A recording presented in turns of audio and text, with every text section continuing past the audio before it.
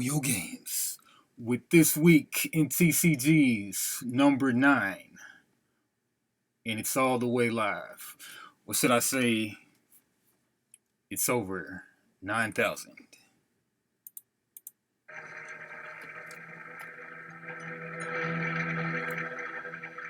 Vegeta, what does the scouter say about his power level? It's over 9,000! What, 9,000?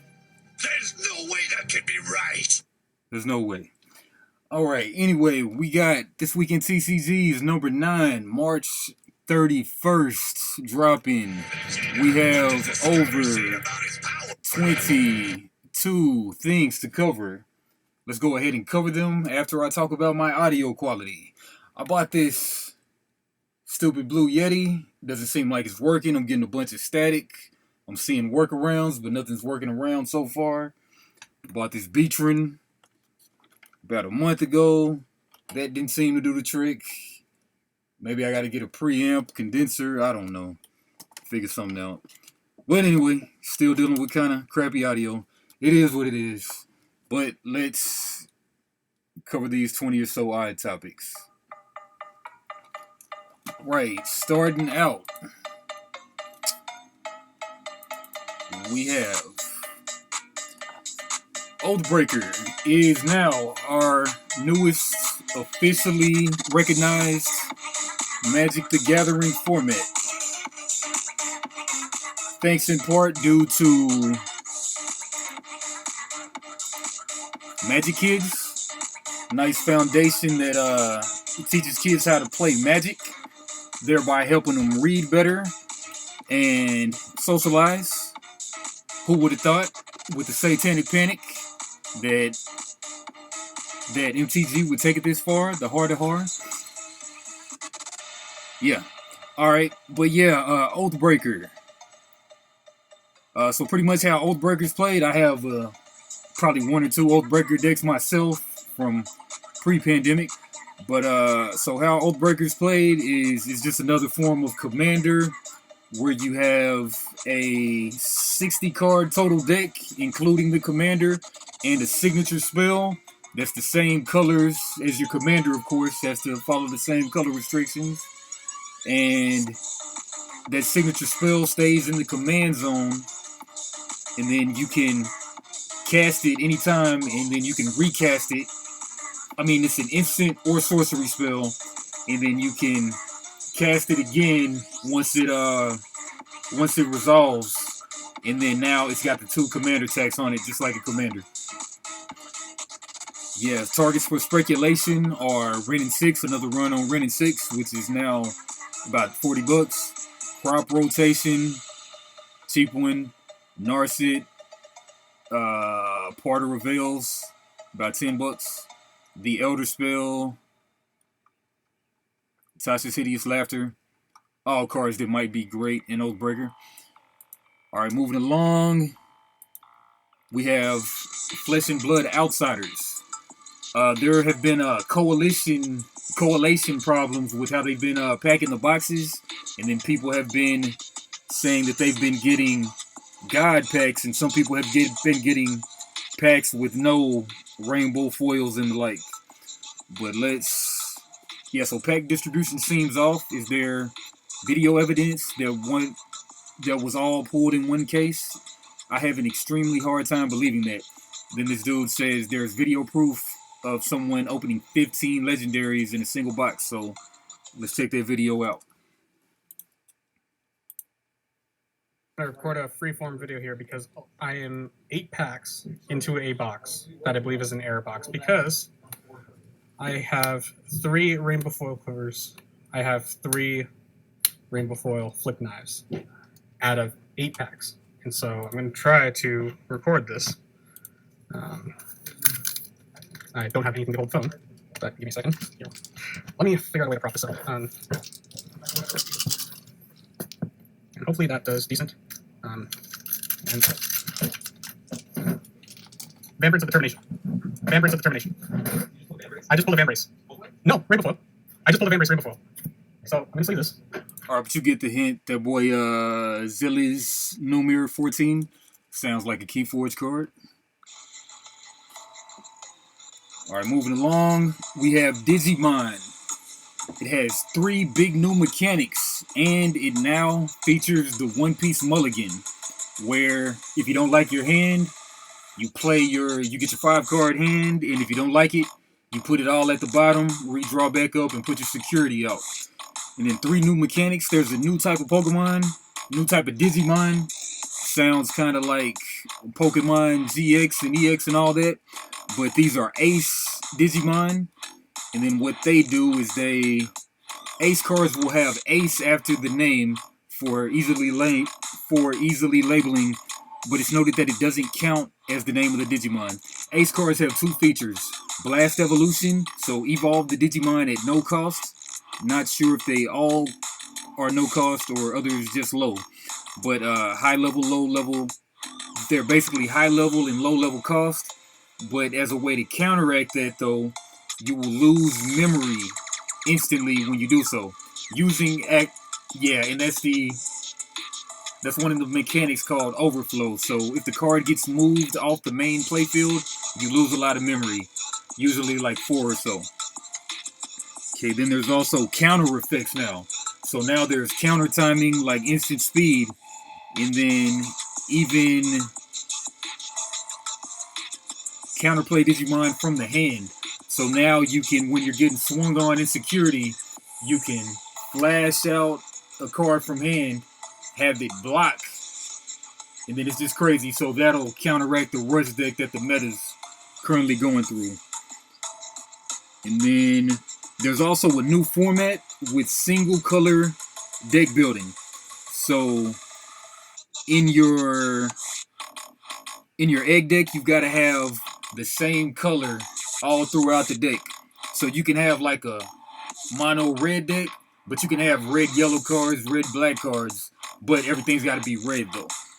And that comes with the new separate ban list too, right? So that's the world of, that's what's going down in Digimon, right? And we also have, back to MTG, we finally found out what those battle cards are.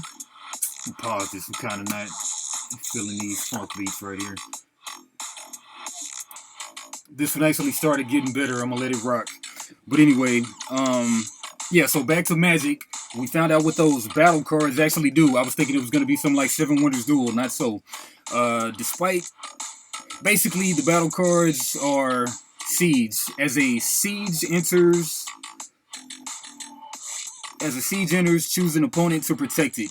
You and others can attack it. And when it's defeated, exile it, then cast it transformed. Flip it. When Invasion of Zendikar enters the battlefield, search your library for up to 2 basic lands, put them onto the battlefield, tap, then shuffle. So this is pretty much like a different type of Planeswalker. Looks like it's from Plain Taste, matter of fact. But it looks like a different type of Planeswalker that you can actually attack yourself to get it flipped to the powerful side. And then it has ETBs as well. And then when it comes out, you select an opponent to defend it. And then, so I guess in multiplayer, you got to designate one that defends it. But yeah, new crazy mechanic right there. And taking a look at some of these cards from March of the Machine, which is coming out on next month sometime. Coming out soon next month. Check out some of these March of the Machine cards. We have an Archangel Elspeth, valued at $40 right now. Planeswalker +1, create a 1/1 white soldier creature token with lifelink. The ult is return all non-land permanent cards with mana value 3 or less from your graveyard to the battlefield. Good recursion deck. Elish Norn, 4-drop, 2 white.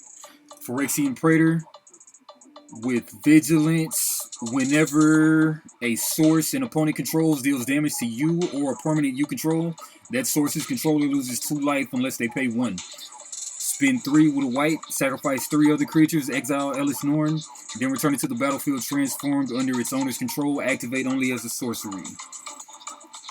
So yeah, alright. Got another dragon, Orc Dragon. I'll look at that later, flying in haste. Anyway, on to Keyforge. So the organized play is coming back in 2023.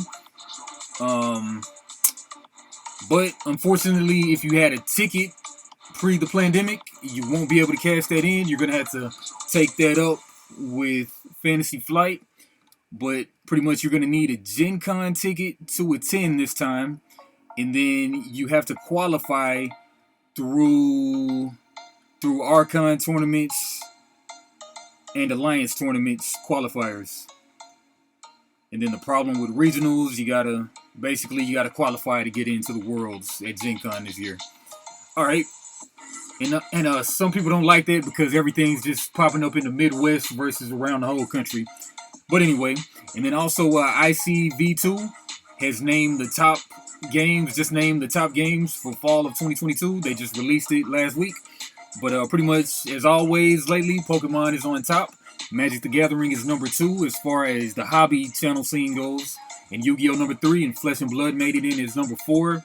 Digimon number 5, One Piece number 6. The problem with One Piece is there's just not enough product around. It's all sold out, so I'm sure it'll shoot up to number 5 or possibly even 4 soon. And then a Weiss, Cardfight Vanguard, My Hero, Soul Forge at number 10. And then on the mass market, the big box stores, Pokemon still on top, Magic 2, Yu-Gi-Oh! 3, Digimon, and One Piece. And collectible games pretty much much the same. Alright, now let's check out this Dragon Ball Super digital card game. First real look.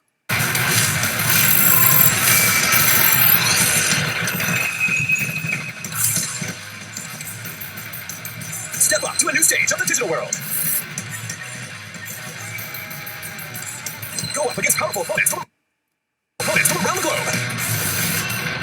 Same rules as standard Dragon Ball Supercar game. Experience the acceleration of card battle with countless card effects that make it more exciting than ever.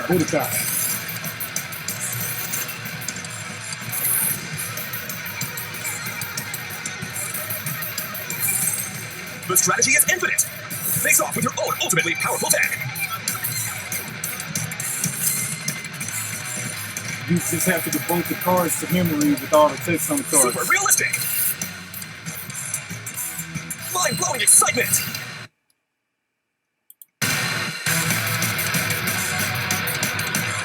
This Dragon Ball Super card game takes you beyond. Experience the ultimate in card battle. Dragon Ball Super card game. The pinnacle of strategy. Ascend. Closed beta testing March 25th and 26th, 2023. Check the official Dragon Ball Super card game website for details. Then I'm sure the open beta will be out shortly after. Alright, Marvel Snap outlines the Conquest Mode and the Token Shop Revamp 2023 roadmap. Alright, so right now people are complaining about the economy's crap. But what we have here is, in the future, players will receive between 200 and 600 tokens from collector reserves, a change from the previous 100. So it sounds like way better economy. I mean, pretty much at least doubled. And when a player completes a card series, collector's reserves that would have previously contained a card, they'll instead get 100 tokens instead of getting doubles. So that's cool. And new format that's kind of like you can choose who you're going to play and battle your friends. They got another new take on that. That's what that is. Alright, then we got DC has, following the Marvel Snap, they're trying to compete with the Marvel Snap. DC's got its own Dual Force digital TCG. Let's check out this video.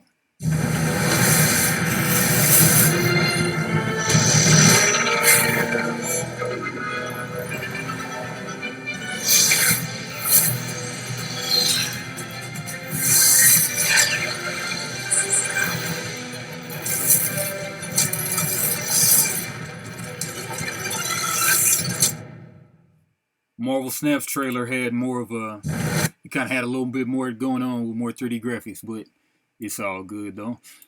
Right, on to Yu-Gi-Oh! Cross Duel. Finito, out of there. So I covered this some months back. I think it dropped in July. I covered this a while back, and it didn't last a year. Konami announces that Yu-Gi-Oh! Mobile spinoff Yu-Gi-Oh! Cross Duel will be shutting down later this year, less than a year after its launch. So Yu-Gi-Oh! Cross Duels is like you have 4 players going at it, and then you got the 3 lanes. You summon your front row, then you got your back row, and then you have to evolve the monsters they're pretty much all vanillas mostly, and then you have special cards to evolve them to get better, to make them not vanilla. And this lane hits the closest lane on the next guy's thing, but they hit a middle section. Then you can play instants and stuff. It's cool. I played the tutorial. I rather liked it, but didn't play it anymore though. But there's going to be out of here, I think what they say, August, September. So just didn't make enough money, and some people who liked it are now salty. Yeah, thank you for playing Yu-Gi-Oh! Cross Duel since our launch in July 2022. We've been blessed with great support from many players. It's with heavy hearts that we will be ending service at 5 a.m. on Monday, September 4th. In addition, they'll stop selling all crystals after this announcement. So, hope you didn't get screwed on paying for that economy. And the problem with it is it has a very bad gacha economy where, like, if you want a card, you can't just craft the card.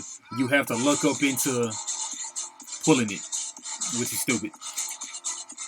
Alright, on to the indie TCGs. We have Welcome to BirthRight. Welcome to BirthRight, Alliance of Lords. This is something you can buy right now at BirthRightAllianceofLords.com. You can get one of 2 starter sets. Soon there will be a playmat. 2 starter sets, and this game is played like on each player's round, both players get a mana, but it's called E-Core. So, yeah, let's go to the how to play page. Rules. So, as you tick up on the D20 for having more and more mana, your cards will level up. And then once you say hit like 8 mana, then the card will have a better power that you can use. And then when you get to a certain level, like maybe 10 level, then your planeswalker, then your avatar equivalent, your hero, will actually be able to play 2 cards a turn versus the normal 1 card per turn. Yeah, but pretty much available for purchase right now. BirthRightAllianceofLords.com. $20 a deck.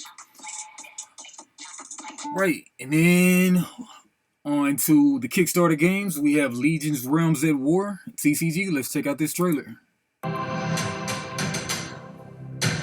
Sounds like Terminator. Terminator talking about all this AI that we got. Soon it will be Terminator. Legion's Realms at War is a high fantasy tabletop trading card game where you, the player, commands a warlord from your chosen legion and enters into the Realms at War, choosing between 16 different main character warlords spanning over 8 different legions with 8 very diverse and expanding realms filled with all types of high fantasy tropes. My man talking to Legion's Realms at War is a fantasy TCG player's dream, featuring beautifully crafted artwork, stunning metallic stamped foil cards, and all the interactive gameplay you can ask for from the new TCG. Alright, so I'll get it though. Out of Canada, they made their funding goal $35K out of what they wanted, about 68 backers, 11 days to go. And like pretty much the base level is you can get a booster box for about $70. And it comes with 6 free first edition booster packs of this set. Yeah, this set, Empires on the Rise. Then you can spend $214, get about 3 boxes and 8 free packs, and a Kickstarter exclusive. Alright. Check out some of that bottom of the page. Alright, that's that. Then on to another Kickstarter. Karuman Brawl, a trading card game. A unique card game for people who love retro games, fast-paced strategy, and stunning monster art.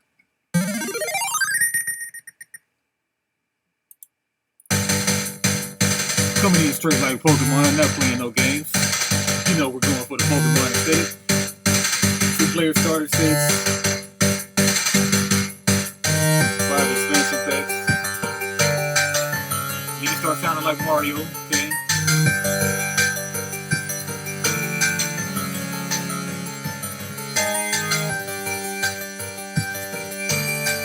Karuman, gotta get them all. Alright, so that's 52%. They got 32 days to go. Why did I cover this right now? I don't know. But anyway, alright, so thanks for checking out Karuman Brawl on Kickstarter. For $35, you can get a first edition 2-player starter deck. I don't like how they're naming that because, I don't know, maybe it is for 2 players, but it doesn't say it's enough for 2 players to play though. Alright, Divine, $20 will get you a first edition 2-player starter deck. That actually could be 2-player starter deck. I mean, it sounds like it should be enough for 2 players, but it's gotta be. Okay, our starter deck includes 2 different 30-card decks, enough for you and a friend to start playing. It should say that right there, but that's my little critique. We have 5 expansion packs available, 15 additional game cards.